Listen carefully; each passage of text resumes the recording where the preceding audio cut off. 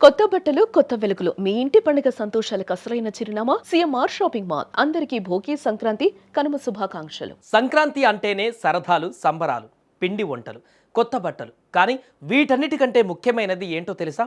కొత్త అల్లుడు.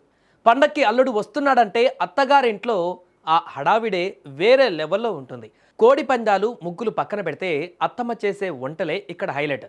సాధారణంగా అల్లుడికి ఎన్ని రకాలు వడ్డిస్తారు? ఓ 10 రకాలు, 20 రకాలు, పోని మహా అయితే ఒక 50 రకాలు. కానీ ఇక్కడ సీన్ వేరు బాసు. ఏకంగా 290 రకాల వంటకాలు. మీరు విన్నది నిజమే. విశాఖపట్నం జిల్లా నర్సీపట్నంలో జరిగిన ఈ అద్భుతమైనటువంటి విందు చూస్తే బాబోయ్, గోదారోళ్ళ మర్యాద అంటే ఇదేనేమో అని అనకమానరు.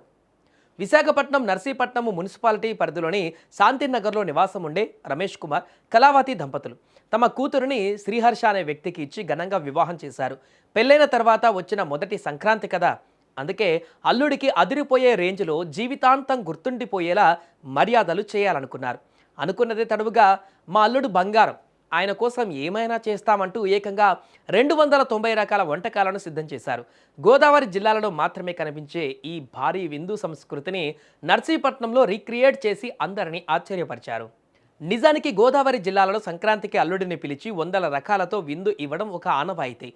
మా అమ్మాయిని బాగా చూసుకుంటున్నందుకు నీకు మేమిచ్చే చిన్న కానుక అనే ప్రేమ ఇందులో కనిపిస్తుంది.